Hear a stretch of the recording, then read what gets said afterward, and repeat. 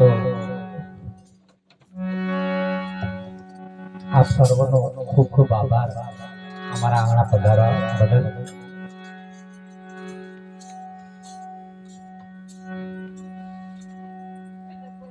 કારણ કે અમારા બાપા કહેતા ઘણી વાર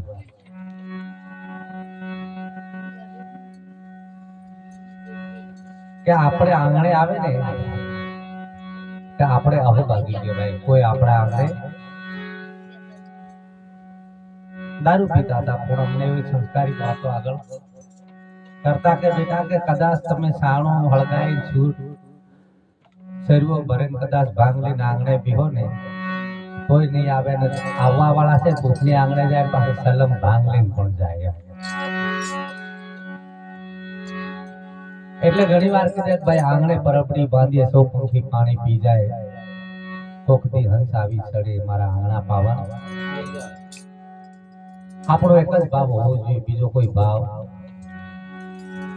આપણો આંગણો પાવન થાય એવો એક ભાવ આપણે પ્રગટ કરી આપણે મહાપુરુષો કે સંતો ભક્તો અને આવનાર બીજું કોઈ સ્વરૂપ છે નહીં, પરમાત્માનું સ્વરૂપ છે એવું માનીને કદાચ આપણે એક સેવા ભાવને હૃદય રાખીએ એવું તો 100% પરમાત્મા આવે ને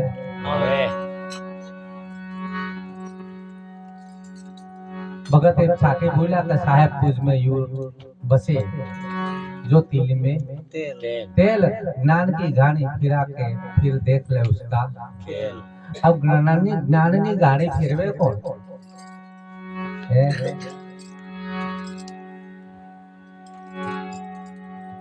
ખેલતે જેવી રીતે તલીમાં વસ્યું છે એવું તારામ છે જેવી. આમ એના તેલને કાઢવા તલીને પીલાવવું પડે. શું કરવું પડે? હવે તલીને પીલાવવું પડે. આમાં ઉદાહરણ બ્રહ્માંડ પિંડેશો બ્રહ્માંડ દાખલો ભૌતિક અને આધ્યાત્મિક નો મળતો આવવો જોઈએ. तो ज्ञान की गाने फिरा के फिर देख ले उसका खेल. अब ज्ञान ने गाने में कौन पिलाएगा? कोकनी पिलाવું પડતો હોય કે જેવી રીતે પહેલો તત્વ બહાર નીકળે દેખાય એવી રીતે પરમાત્મા આપણામાંથી પ્રગટ થાય ને દેખાવો જોઈએ. તો આ ગાણી જ્ઞાનની ગાણી પીલાય તો વિચારવા જેવી બાબત છે. આ ઝીણી ઝીણી બાબત આપણે ઘણી વાર સાખીઓ બોલીએ, શબ્દ બોલીએ, ઘણો બધો બોલીએ. અમુક મત આપણને છે ને એનો સાસો ભાવાર્થ નહીં મળે. જે દિવસ સાસો ભાવાર્થ કોઈ મહાપુરુષના મુખે મળી જાય ને તો ઘણો આનંદ થાય. અમારે અનુભવ એવો કે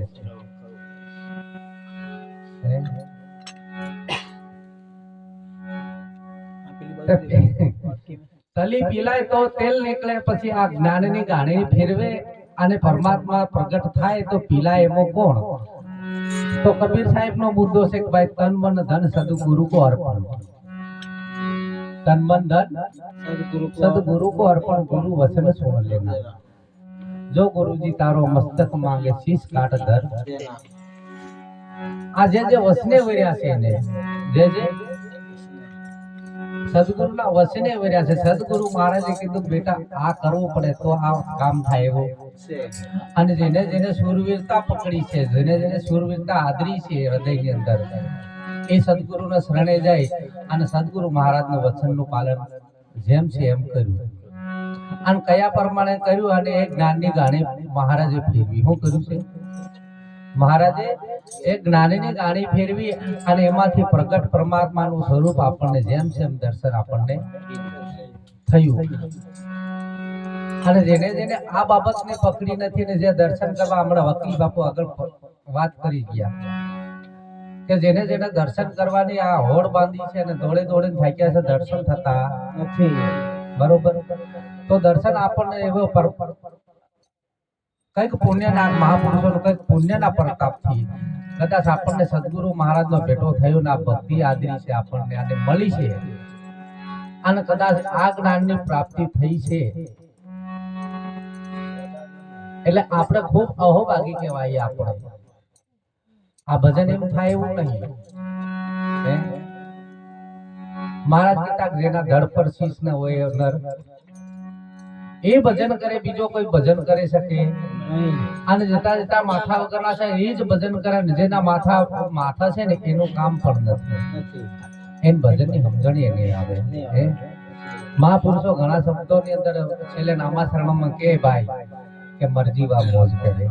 કેવા અને જે મરજીવા મળ્યા છે એ આજ મોજ કરી રહ્યા છે ને જેને આ મરણ ની હજી સમજણ નહીં પડી ને એન કબીર સાહેબ કે મરા મરા સબ કોઈ કહે મરના ન જાણે, કોઈ એક બાર ऐसा મરો ફિર મરના ના હોય. એટલે મરેલાની પાછી ભૂમિકા જુદી હોય. વ્યવહાર તો આપણા જેવો જ કરતો હોય પાછો, પણ એની ભીતરની દશા જુદી હોય છે. ભીતરની દશા કોઈને ખબર પડે કીધું છે ભાઈ શું જાણે કુંવારી કન્યા પિયરિયા વખાણે. ગુરુ પ્રતાપી પ્રીતમાં બોલ્યા પરણેલી મોજ. બરોબર કે જે પરણેલી છે એને એના હારાની ને એના ધણીની એને જે પ્રેમ છે, જે ધણીનો પ્રેમ છે એ ભીતરનો ભાવ છે એ પેસો બીજે વર્ણન થાય એવો નથી. એમ ગુરુ અને શિષ્યનો જે નાતું છે ને જે અંદરનો પ્રેમ અને જે ભાવ છે એ બહાર પ્રગટ થાય એવો નથી. એ અંદર ને અંદર ખુશ થાય ને કદાચ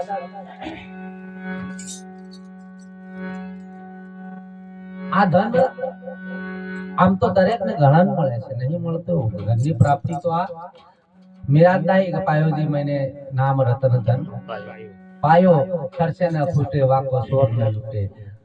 પણ જેને જેને મૂડી હાસવી રાખી છે ને જેને મૂડી વિવેક આવી ગયો છે ને જેનામાં એ આ પદની પ્રાપ્તિ કરી શકે છે. નકર ઘણા દાખલા તરીકે આ જગતની અંદર ધન કહેવાય જેને આપણે લક્ષ્મી કહીએ, રૂપિયા કહીએ, કોઈ અનેક જાતનું ધન હોય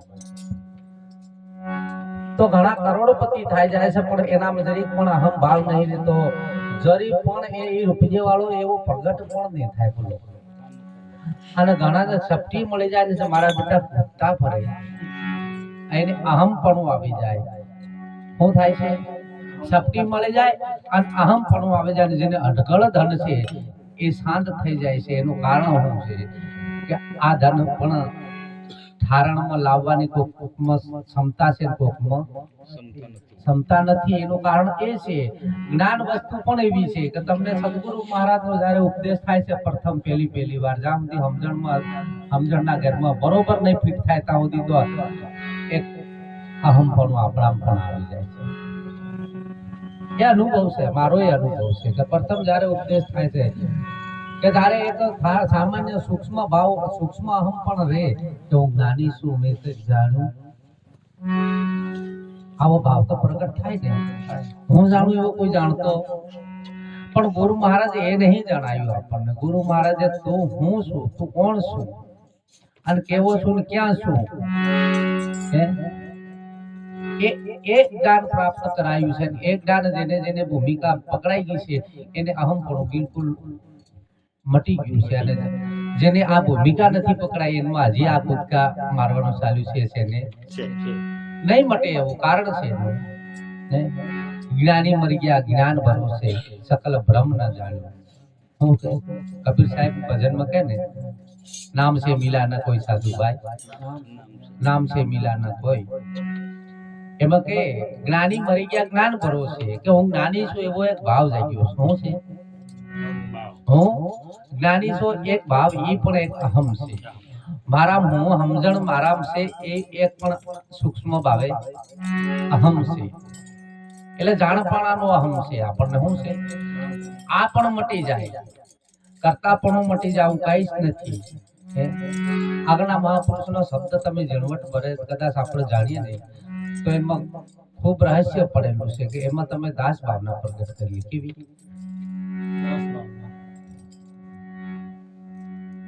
જીવન સાહેબે દાસી શબ્દ માર્યો, દાસ શબ્દ નહીં માર્યો. દાસી શું તમારી? શું કે દાસી શું તમારી? એમથી વિશેષ હું કઈ છું? આપણે ગુરુ મહારાજ નો કે જેને આ શરણે આપણે ગયા છે એનો આપણે આભાર માનવાનો જરૂર છે અને આપણે એને શરણે પહોંચી ગયા છે ને એ મોટી વાત છે સાહેબ. આપણે જેને શરણે પહોંચી ગયા એ મોટી બાબત છે. એને કરજે આ સંગતમાં બે આખી જિંદગી બે પણ એને શરણે નહીં પહોંચાતું એ પણ પાછો અભાગી જીવ કહેવાય. કેવો જ કહેવાય? સતત આપણી સંગતમાં રહેતો હોય એ જીવ પણ એ શરણું પ્રાપ્ત નહીં થાય એ અભાગી જીવ કહેવાય. અને દરેકના ભાગમાં છે એવું પણ નથી. કર્મ જ્યાં સુધી ઉજળા નહીં થાય, હૃદયની ભાવના જ્યાં સુધી એ જાણવાની જિજ્ઞાસા ને જાગે, પહેલું તો આપણે જિજ્ઞાસુ પુરુષ બનવું પડે. કેવું બનવું પડે? અને જે જિજ્ઞાસુ પુરુષ બની ગયો છે એ છેલ્લામાં છેલ્લો કોઈ એનો પ્રગટ પુરુષ મળે પરમાત્મા સુધી નિપતિત કરાવતો છે. અને આવું અડકળ ધન મળ્યા પછી કદાચ આપણે ઠારણમાં નહીં લીધું હોય, ઠારણમાં નહીં પડ્યું આવે અને કદાચ એ અવળે માર્ગે કદાચ વાપરતા હોય તો આપણે ખરેખર મૂર્ખ ગણાઈએ. કેવા કહેવાય? ધન મળ્યું છે આપણને, બરોબર મળ્યું ધન, પણ મોજના માણી કહું કરમની કહાણી. કાં તો ભાગ્ય બીજાનું મળ્યું, કાં તો ખોટી કમાણી છે. આપણી કમાણી કેવી છે એના ઉપર આધાર છે. જૂનો ધર્મ લગાડીએ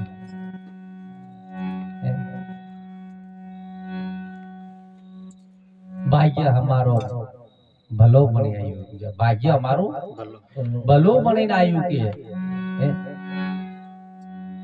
આના રુદિયાની અંદર તારી કરું સેવા કે સદગુરુની સેવા. કોને સેવાની વાત કરી છે? અહીં સેવાની વાત કરી છે. અહીં હામે નહીં.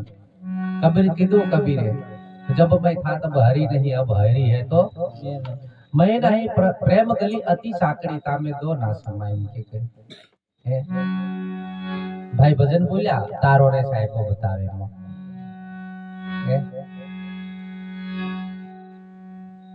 જેસલ ને કીધું હવે દ્રષ્ટિ તોરલ પાસે દ્રષ્ટિ